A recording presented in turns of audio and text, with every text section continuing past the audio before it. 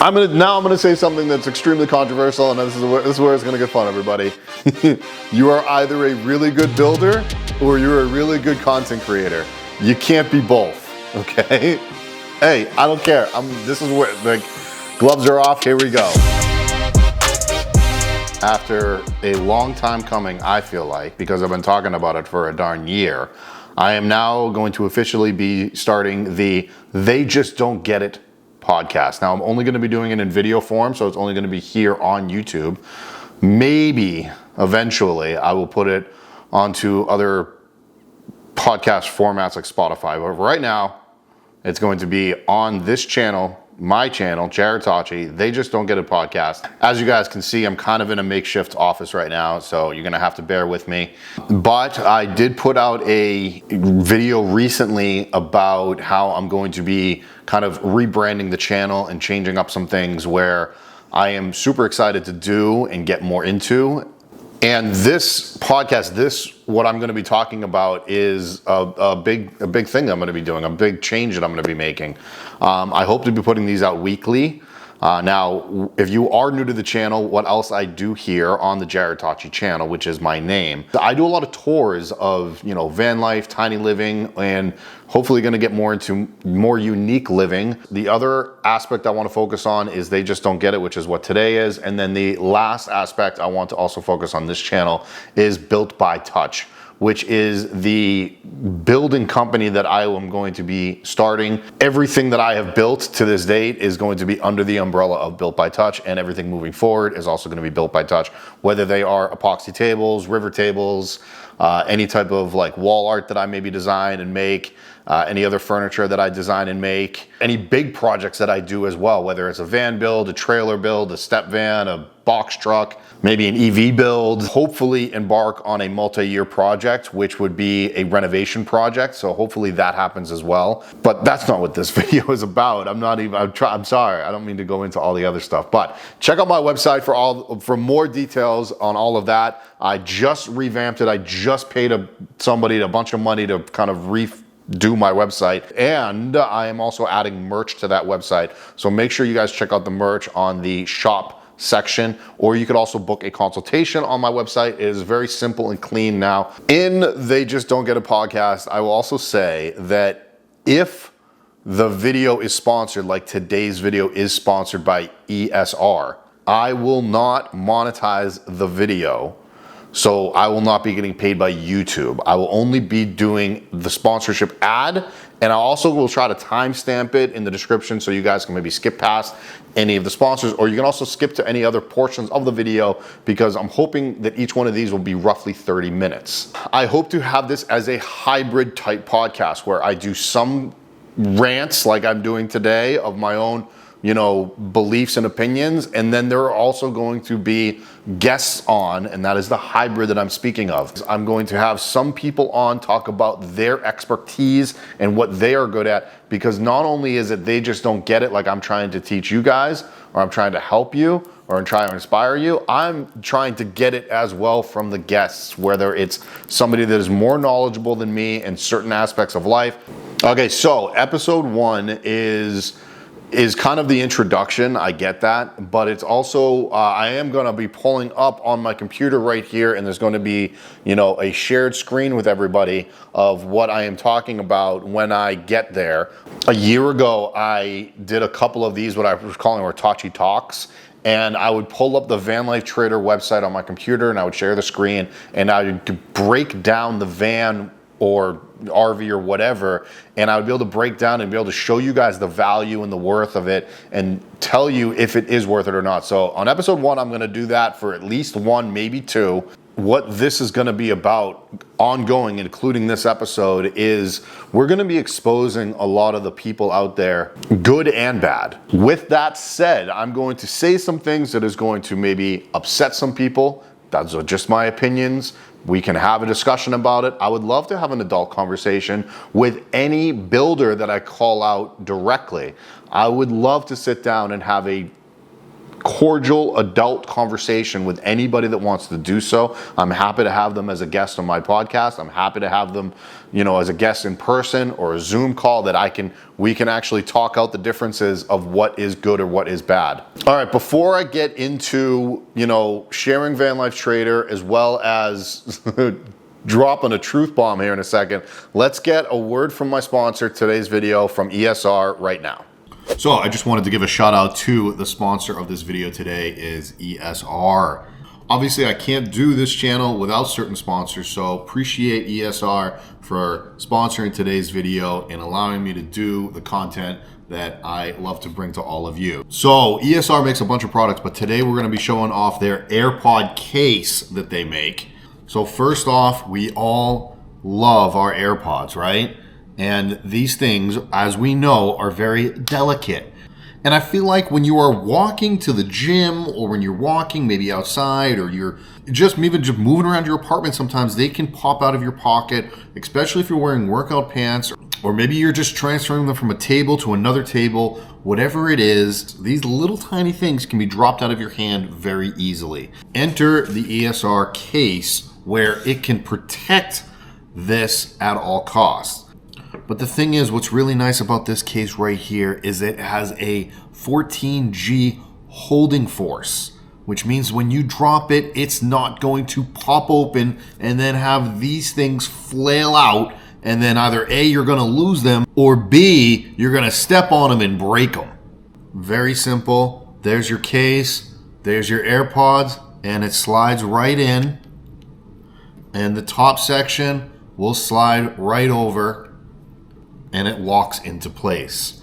What's really nice about this case, obviously it protects it from falling. So when it does fall and it does fall on the ground, it'll protect it from any damage of the actual fall itself. But again, like I said, this will also not pop open. Right here, you can see that having that pop open, just with that little clip right there, it pops right open. It's so easy, I can do it one-handed.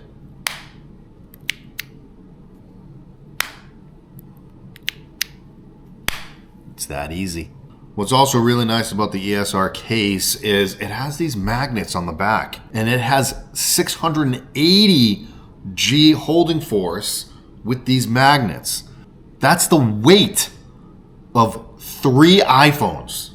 Needless to say, this isn't going anywhere when you are driving or you're moving around, and as a van lifer or a traveler or a car camper, if I have this magneted to a surface and I'm going down bumpy roads, this ain't coming off. All right, so make sure that you guys check out the link below to get your own ESR Flick Lock case. The link will be in the description below. Click on that link, get your own case today, and protect the valuables that are inside. I'm gonna say something that's extremely controversial, and this is where it's gonna get fun, everybody.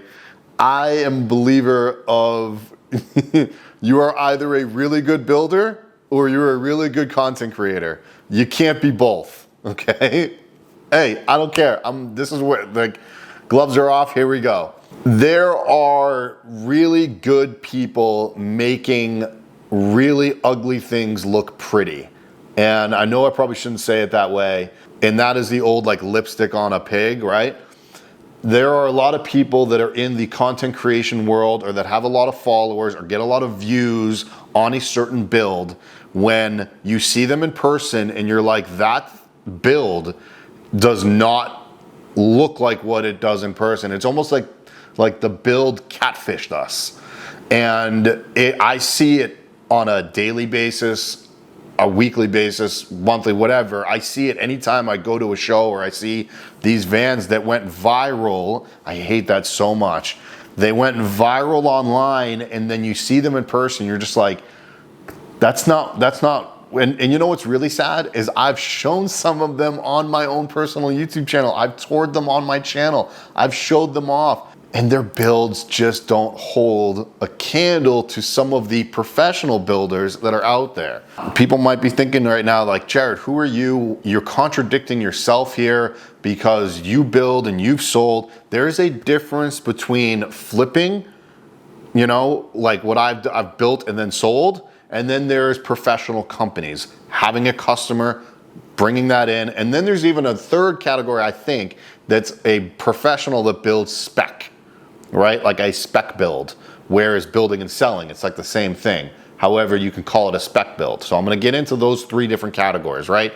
You have a builder and then the person that builds and then sells. I've done that 3 times over, plus a tiny house, so 4 times over.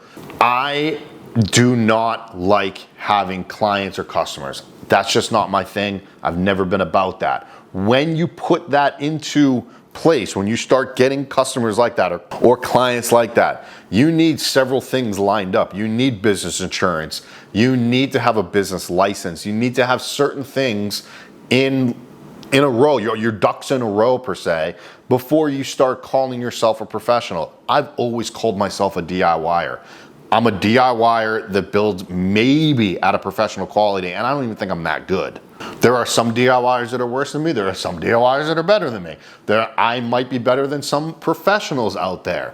But that's kind of what I'm getting at, is these professionals that are pro, right? Pro level, they know how to build so well. They don't have time to not only manage their crew and their team and to build, they don't have time to create really good content online unless they hire a content creator or they hire a social media manager that knows how to create content and make them go viral, right? I hate that.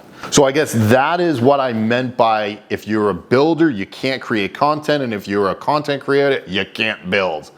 Most content, I'm not saying everyone, most content creators that are in this space, in this industry, most of them, high majority, cannot build at a professional quality level. And I'm even going to take it one step further, that a lot of these people that are going viral about their designs and their builds and all that stuff, not only did they say they built it, they didn't build it. They have either hired somebody or they're flat out lying to you. Am I gonna say those names that are flat out lying to you? No, I'm not gonna expose them people directly, like I said. I'm not gonna do that. Just know that there are out there. So I guess my point is you kind of almost have to like vet everybody that you're gonna be watching online. You kind of have to like check and recheck to make sure that their credibility is correct. And by all means, everybody, check my credibility. I mean, first of all, I've already said that I'm not a professional builder. I sold my vans, all of them, plus my tiny house, extremely undervalued. And I've actually personally warranted 2 of the builds, the 3 of them actually, including the tiny house. There are some builders that claim themselves to be professionals that they don't have a warranty set up, or they sell it and they're like, this is as is, this is what you're getting, and yet their video went viral online. You have to think about the materials, and a professional builder is really going to think about the type of wood that they're using, the type of laminates they're using, if they're going to go laminate, even the type of paint that they're using, the products that they're using, the air conditioning types, the heating types, all the way down to the hardware, whether they're using marine hardware or RV hardware, plastic versus metal. The weight comes into a big, factor. I love to see these people building out of 3/4 inch Baltic birch. They're building cabinet carcasses out of 3/4 inch Baltic birch. Do you know how heavy that is? They're building their cabinet carcasses out of either 3/4 inch Baltic birch or 3/4 inch bamboo. Both of those are extremely heavy, and then you have to add in all the drawers and things like that, and it's a too much weight. The professional builders go out of their way and they order specialty wood from specialty lumber yards, and they don't go to like a Home Depot or Lowe's, which is fine by the way, but there's a difference between them, and then there's like levels, you know what I mean? And that's what I'm talking about when it comes to value. And why are some of these vans $300,000? It's because they're not building with OSB plywood, and they're not using they're using metal hardware instead of plastic hardware. They're using proper air conditioners or proper heating systems. That is the difference between a $300,000 build and a $150,000 build. That is the difference between a professional builder that knows exactly what they're doing and I don't even know what the term would be, but a professional DIYer? I don't know what we can call that. By the way, I get really passionate sometimes, and it just really kind of comes out in me, and you guys are going to see that more and more as the podcast progresses. I'm sorry. Okay, so this is the VanLife Trader website. I am screen recording right now, and I have not looked at this in months. So I have no idea what's going to be on here. A lot of people ask me, where's the best place to, put your van up for sale? I always say Facebook Marketplace, VanLife Trader, Explore Van X, RV Trader, Van Conversion Trader, or something like that. There's a bunch of different places, but I usually start at the lowest, which would be lowest cost, I should say, which is Facebook Marketplace. And then VanLife Trader and Explore Van X are pretty much, same price point. And then RV Trader is the most expensive. But I do like VanLife Trader. I do like them all. I like them all. So let's go into, as you guys can see here, this is the homepage. This is actually their van that I actually toured. It's on my channel. These are some featured listings, but we're not going to get into all of that. We're going to go into vans for sale, I presume. Right now, I'm just going to scroll here for a second. I'm going to find maybe one or two that I kind of want to dissect a little bit and kind of like see them like, okay, is this worth it? I love these featured ones. I'm probably going to pick a van that I know a little bit more about in regards to like the chassis. I know Transits, but I know Sprinter's probably the best. And then ProMasters I am relearning because I did not realize the ProMasters changed as much as they did over the last couple of years. Well, I know this van because I used to live out of it. All right, cool. I guess my former van is online right now. Is it worth the $169? Not only do I think it's worth the $169, I actually have a full price breakdown on this channel about how we got to the $169. And I actually think that it's underpriced because that custom sealing, we underpriced it. And they added a lot of stuff onto that van that, that van is very much worth the $169. I'm trying to find something just outrageous. Like this isn't outrageous, but let's pick it. Oh man, I might know these people, so I might as well. Let's go. They're asking $210. It's a 2020, so that's 4-year-old Sprinter, and they're asking $210 for it. So we're gonna maybe pick that one apart a little bit. I have showed these guys on my channel before, the 27 North. I don't want to pick on them a little bit too much, or at least not in this video. But do I think it's worth the $244? No, I'm flat out no. But I can, maybe I'll save that one for a different day. Oh, 1984 Volkswagen Vanagon pop top. That looks cool as heck. It's a 2-wheel drive though, but that's okay. I bet you that's worth all of the 26. I'm only looking for over 200. I should maybe try to find a lesser one, only because like I feel like these, not only is the economy in the pooper right now, but I feel like the van companies are finally getting around to the fact of, oh, we can't charge what we used to. All right, I'm gonna scroll back up top real fast.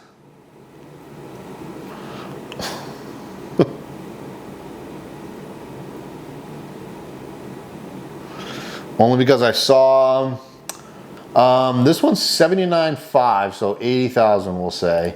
And it's a ProMaster Apple Studio display. That might be one of those that is the lipstick on a pig. So we're gonna get to that. So we're gonna try and run through these as quickly as I possibly can because I promised you guys I would do this. If you guys would like to see more of this, let me know. If you guys want me to talk about certain topics as well, let me know in the comments and I'll try to get to that as well. Like different topics for different days or whatnot. I will also say that I am kind of winging episode 1. I think episodes 2 through however many I do of this, they just don't get a podcast. We'll have a better structure and a better, or maybe you guys like me winging it and just kind of going off the cuff. Let me know in the comments below. All right, we're gonna get to the pictures, only 10 pictures. I wonder if is that a cap? Are they only allowed 10 pictures? The heater's diesel, the fresh water capacity is 20 gallons, gray water's 20 gallons. I don't know why, yeah, okay. 600 amp hours, I mean, that's pretty standard these days, which I don't know if you need that much. Inverter size is 2,000 watts, that's fine. Solar panels, 350 watts, okay. Now here's the beauty of it. Let's go into the description of it all. I love sales. I do. I really do. I don't know if we need all the fluff wording, and I'm forwards into it. The wonderful modern design. Okay, that's great. With a playful and innovative touch. I'm not gonna read this whole thing to you guys out loud. This build emphasizes extreme durability utilizing heavy duty aluminum framing. So we already know that it's either aluminum framing, tubed aluminum with a welder on site, or somebody that has welded their framing, which if that's the case, that's great. Or 80-20. I'm not the biggest fan of 80-20. I'm sorry, George, nothing against you, buddy. I love you. But I'm not the biggest fan of 80-20. For a multitude of reasons, I'm not the biggest fan of 80-20. Housing 2 mouth of 300 amp hour lithium battery. Say the brand. Say the brand. See, for me, in this section right here, in the description, for me, I think it's important for whether you're a professional builder or not, list everything. List what the freaking countertops are made out of. List the types of wood. List the products that you're using. List the brand of the batteries, because that will tell me and others what the value of your van is. So list everything. List what 300 amp hour batteries. Are they Lithionics, which is a massive brand and a really, really good battery company, or are they some off brand that we don't know anything about that could explode on a moment's notice? Do you see my point? Yes, I get it. You listed the Wild Peak, the tires have been upgraded to the Falcon Wild. Great. You have the Black Rhino wheels. Great. You listed those things. You didn't list any if you're using Victron components. Now, in the pictures, I might be able to see that, so I don't want to poo-poo on them all that much, but still, list where you got stuff. Here we go with the photos. Yeah, it's a build. Exterior, you can see it looks like they have a roof rack, which is not a cheap endeavor. Looks like you have a back tire rack with a ladder. There is no side ladder. The side ladder would be right on the side right there. They took it, I know exactly where they took these pictures. This is a photogenic spot, which is fine. You know, the finishes, can we click on a picture? We can, and we're just gonna scroll over.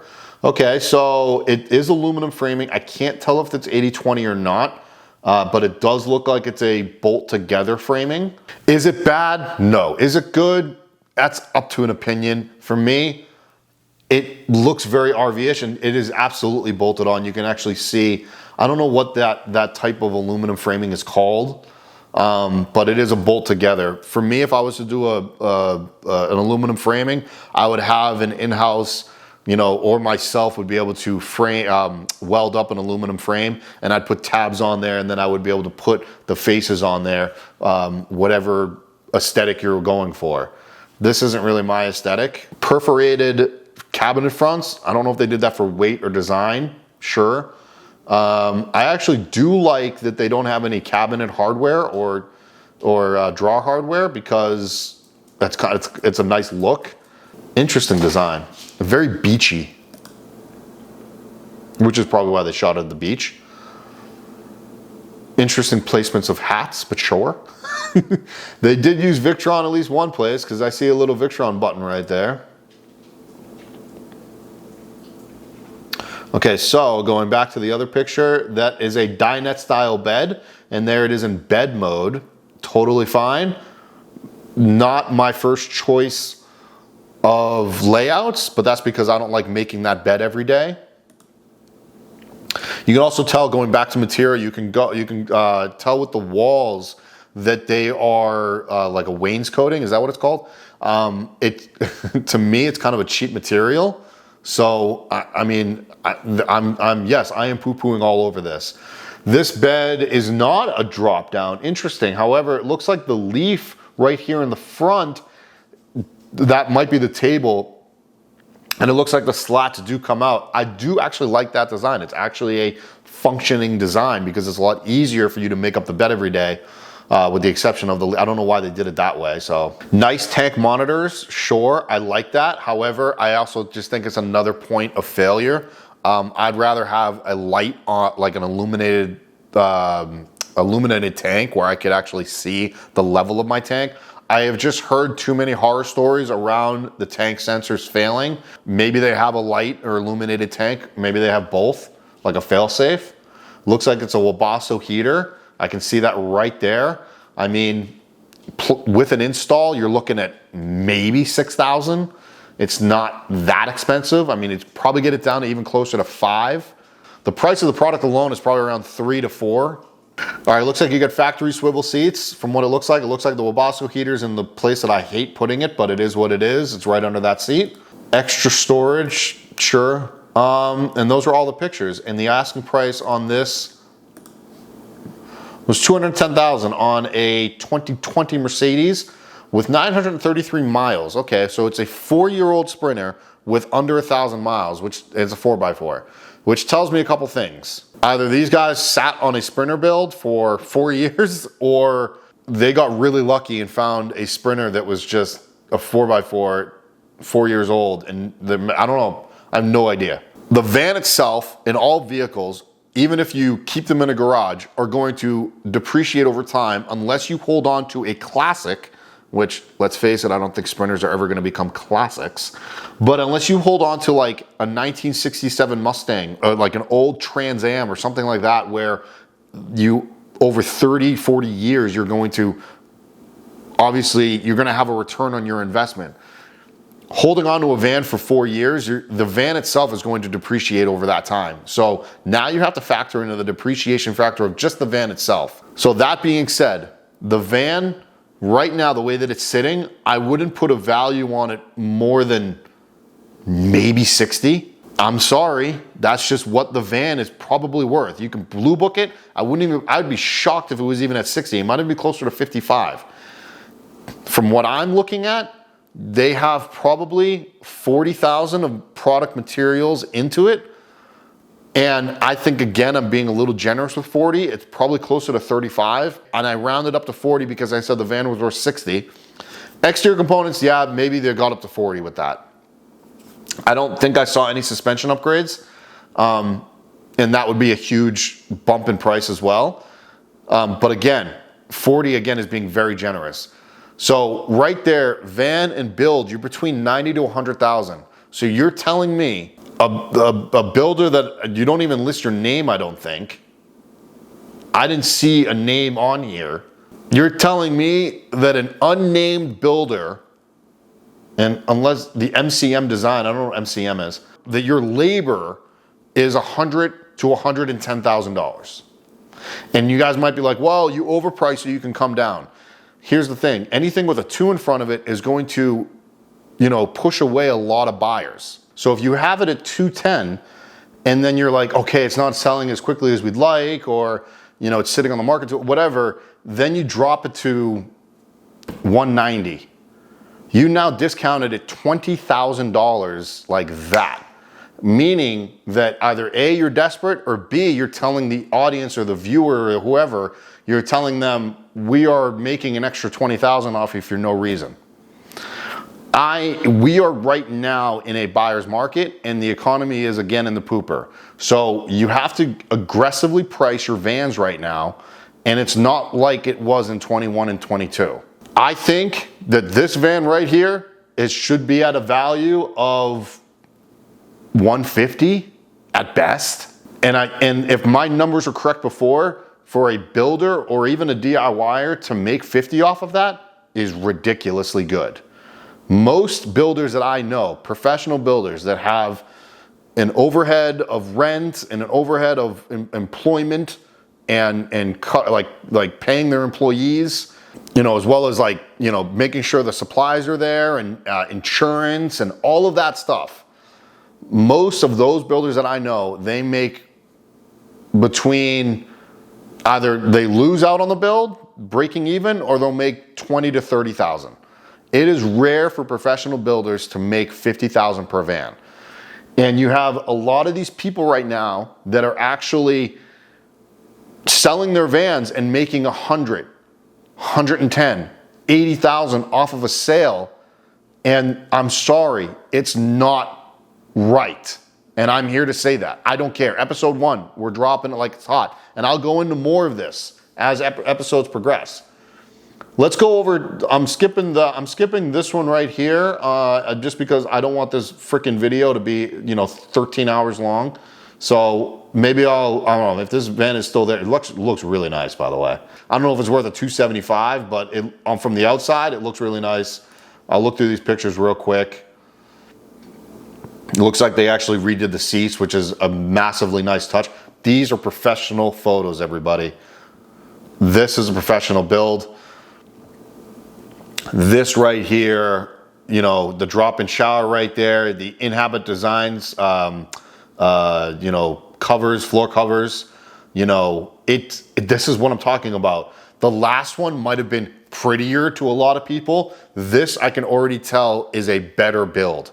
This is worth the over 200 price tag. I don't know exactly what it is, but I mean, they put Pendleton blankets on their freaking bedding, for crying out loud. You know, it looks like they laminated their surfaces with like a nicer wood. It looks like they did a fantastic job wrapping this. I don't even know who these guys are, this company. But let me go back and give them a shout out at least. Yama Vans, I have no idea they are. I don't know who they are, but looks like they did a good job. Again, is it worth the $275? I would have to look into a little bit further things like what type of heater they use, what type of electrical components they use, what type of air conditioners they use, exterior components that they use, any lifts, and like that. I can already see on the picture that there is a lift on there. It looks like a Van Compass. I can't really tell I'm only looking at one freaking photo, guys. All right, so let's go to this last one because I'm really interested to see what this is all about. A 2021 ProMaster. We are gonna dive a little bit into this. 13 photos, so you don't cap out at 10 photos. So that last one was a 10 photo. Let me check this one out.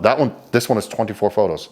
This one is 24 photos, and that is what I'm talking about. You're gonna put a $200,000 price tag on a freaking van, you better put 24 freaking photos up there. You better max out the amount of photos that you put up there.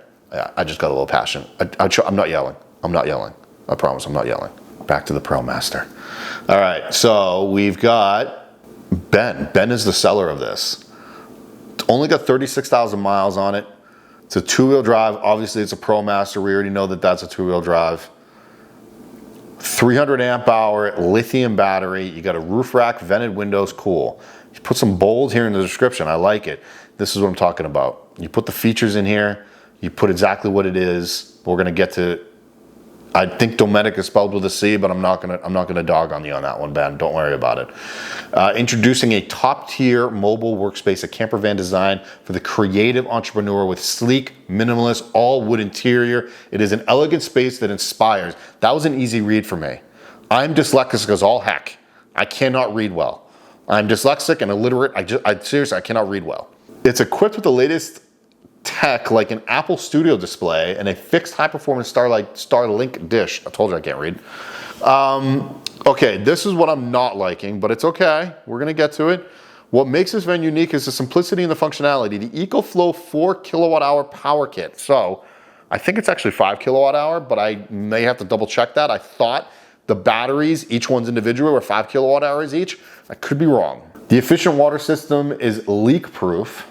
I'm hoping all water systems are leak proof. All right, let's go to the features. 2-burner Dometic propane stove, 50-liter Dometic fridge, Dometic Go faucet. This is a very simple build. Fixed Apple Studio display. Okay, he's got a lot of tech like he said. So the asking price, we're gonna have to keep this one in mind, say 80 grand because it's easier for me to remember. Pictures are actually really well done. Look at it, it is simple, it is clean. It looks like a company I toured back in the day, which is called Venture Haas. They do everything on a CNC machine. It looks like, I'm gonna click on the one photo and then we're gonna scroll through them.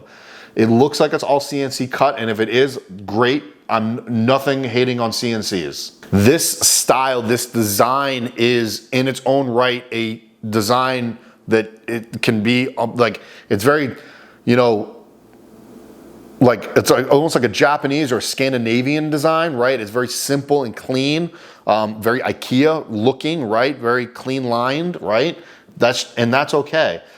This is really odd. It looks like it's a fan and it looks like he just built her. It's probably a CNC cut. So I wonder if Ben, the person that's selling this, is a professional CNC operator. There is your, I think, Apple Studio design, I think, because that is not a picture. That is looks like a monitor of some sort.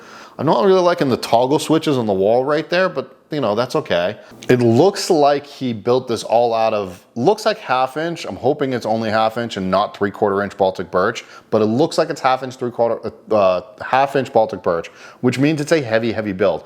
I didn't look if it was a 2500 or 3500 ProMaster, but the 3500 has a larger payload capacity, which you can put more weight into the back of it. Please, everybody that is posting a van for sale, I don't care if you're professional or DIYer, take them all in landscape, which is horizontal. Don't do them in vertical. It shows a amateur about it. Take them in horizontal, even with your phone, that's fine. Just take them in landscape. That is a pretty photo. I like this photo. And it's actually a Ram 1500, which means it's a 136-inch wheelbase. It is the smallest of the ProMasters, which again is probably why they're only asking $80,000 for it. This is a small van. I like it. I like smaller vans. I don't know what the carcasses are built out of, but it looked like I said, it was a lot of 1/2 inch in there. He probably did a lot of gluing, which is also fine. It looks like he did a lot of CNC work. Again, I don't know what type of wood it is. Hopefully it's all treated. Hopefully there's not going to be any mold issues.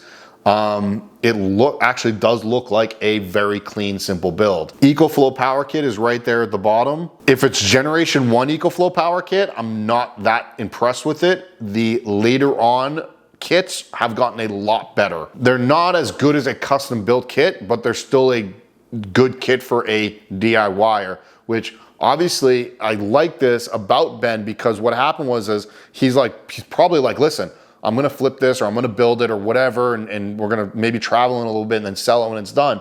But I also don't know electrical, so I'm not gonna pay 15 grand for a custom electrical kit. I'd rather just get the EcoFlow power kit for, I think they're like maybe 8 to 10, depending on what configuration you get with them. When you break it down, the 5 kilowatts is roughly 400 amp hours at 12 volt, even though it's a 48 volt system. This video is not about that, but we can get into it eventually, maybe some other episode. You know, some people, I feel that this is a love-hate with the type of look it is, because some people love that exposed plywood surface and some people hate it. Drain goes into probably just a regular tank that you would put in there, but that's exactly what it looks like. There it is, next picture. I should have just waited until I shut my mouth, Jared. Shut your mouth. Again, this goes back to a very simple build. I can see it on the right-hand side right here. The Dometic, that is a push-button sink faucet. Again, simple build.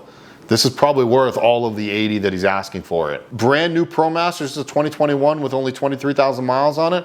You know, brand new ProMasters, even the 21s, they're still going for a decent amount of money. So the 21, you're probably looking at about 35 to 40 grand right now, because a brand new one goes for what, 55, I think, or 50, right? So the build is super clean. It looks good. So we'll say 40 on the vehicle price. I don't know, he probably doesn't have that much into it. The cost of wood isn't that much. It looks like he didn't do too much of the exterior. Yeah, he added the studio display, he added the Starlink, sure. The pictures I've seen, it doesn't look like it's overweight. Honestly, he probably only has about 20 into this. I wouldn't be shocked if it was right around that number, 20 grand plus the 40, 60.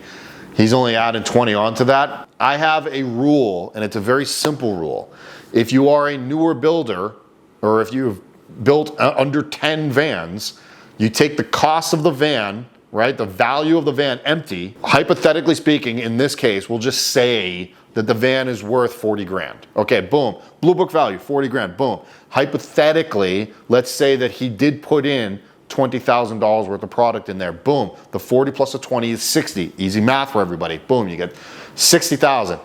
What I do is I double the material cost, or the product material cost, and that is your labor. So if you put 20 into it, you put another 20 on top of it, and that is your labor cost, which would be 40 plus 20 plus 20, which is now 80,000, which is what this person came up with, which is pretty on par with my rule. It does not look like there's a lot of wear and tear on that. This is kind of actually what I would do. Like if I had my own shop, which I'm working on, by the way, if I had my own shop, this is pretty much what I would do. Is I'd find older, like semi-older 2021s, and I would put 15, 20, 25 into it, and then I would double that number, and I'd make that in labor, and it would take me 12 weeks to build, 10 weeks to build. It's 2 months worth of work. That's averages out to about 10,000 a month. I'd do it. I would say you're only gonna be able to do that if you do a decent enough build like this. Is Ben offering a warranty? I don't know. There's a lot of questions you'd have to kind of go through and ask each person individually, but is this person a professional builder? No, because it says their name right here. It doesn't say listed by Yama Vans, which is what the last one was. All right, guys, I know this video was longer than I wanted it to be, but I think we got a little bit of taste of everything what this channel is going to be about. It's going to be about me being passionate about certain things. It's going to be about a lot of the van stuff. I'll maybe do some tiny homes eventually. I'll be able to rip them apart as well. I'm going to have some guests on coming soon. I'm going to have some guests. I promise you guys that I will not do any YouTube advertisement if it is a sponsored video, which is what today was. So thank you again to ESR for sponsoring this. And yeah, I guess I'll see you guys next time. Later.